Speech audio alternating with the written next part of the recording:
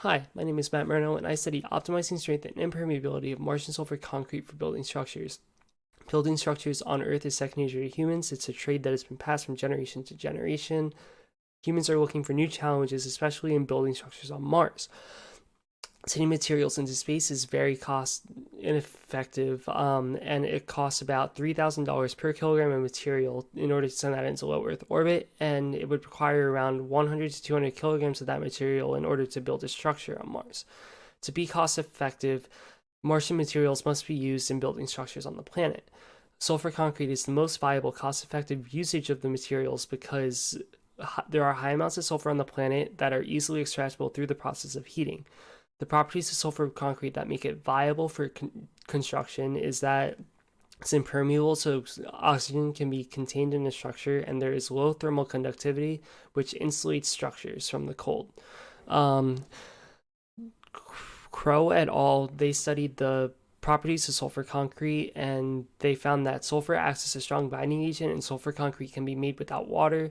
One et al. Tested sulfur concrete made with the JSC Mars 1A simulant and found that the compression strength increased when the sulfur concrete was melted and recasted in order to make a stronger piece of concrete.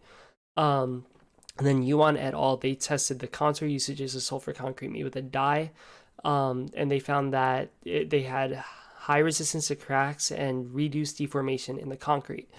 The problem is that no known study has focused on the impermeability of sulfur concrete.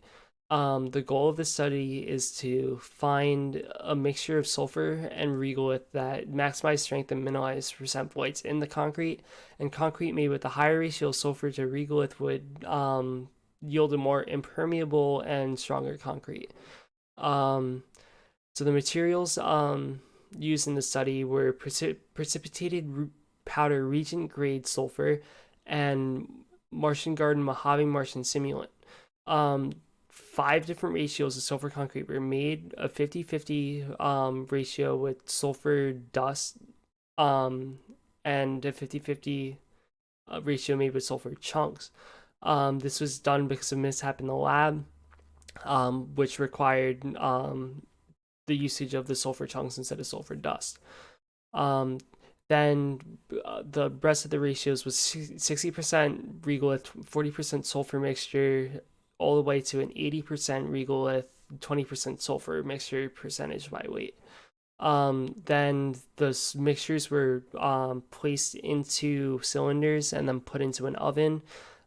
Before they were placed in the oven, they were checked to make sure they were the same weight, or approximately the same weight, and that the top of the structure was smooth. Then they were left to cool for 24 hours and then demolded for further testing. 3 masses were taken: the dry mass, the saturated mass, and the buoyant mass. The dry mass is the mass right out of the cast, and then the saturated mass is the mass after the sulfur concrete was placed into water for 2 weeks. And the buoyant mass is the same thing as the saturated mass, except it was weighed in a cage that was submerged in water. These then were used to calculate bulk density and apparent density, which were used to calculate the percent voids. A compression test was conducted using a compression test machine, and the concrete was compressed to determine the threshold of force that it could withstand. In the figures below, the 70% regolith, 30% sulfur mixture, and the 80% regolith, 20% sulfur mixtures both fell apart during testing and could not be used to determine percent voids or compression strength. So figure 4a demonstrates the increase in percent voids as the sulfur or as the regolith in the mixture increased. This is seen with the significant difference between the 50% sulfur chunks, 50% regolith mixture, the 60% regolith, 40% sulfur dust mixture, and the approaching significant difference between the 50% regolith, 50% sulfur dust mixture and the 60% regolith, 40% sulfur dust mixture. And then the compression test, there was no significant difference found as the regolith increased within the mixture, because the p-value was always greater than 0.05. The The percent voids were heavily impacted by the amount of sulfur in the structure. This is seen with the significant difference and the approaching significant difference.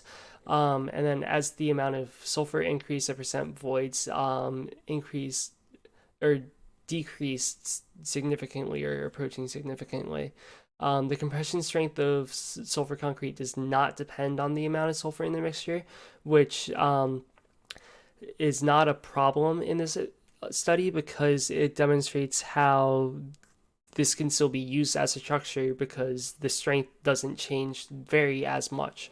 So my hypothesis was partially supported because the impermeability of the sulfur concrete was significantly caused by the amount of sulfur in the mixture. However, the compression strength was not affected by the amount of sulfur in the mixture. In the future, sulfur concrete needs to be made with higher amounts of sulfur. I tested for primarily regolith instead of primarily sulfur mixtures. And then to test to see if sulfur salts can yield a different difference because sulfur salts are highly available on the planet as well. In conclusion, sulfur concrete should be considered for future testing for usages on Mars, and the compression strength. And it is possible to manipulate the amount. Is it possible to manipulate? It is possible to manipulate the amount of materials in the sulfur concrete to affect the percent voids. Thank you.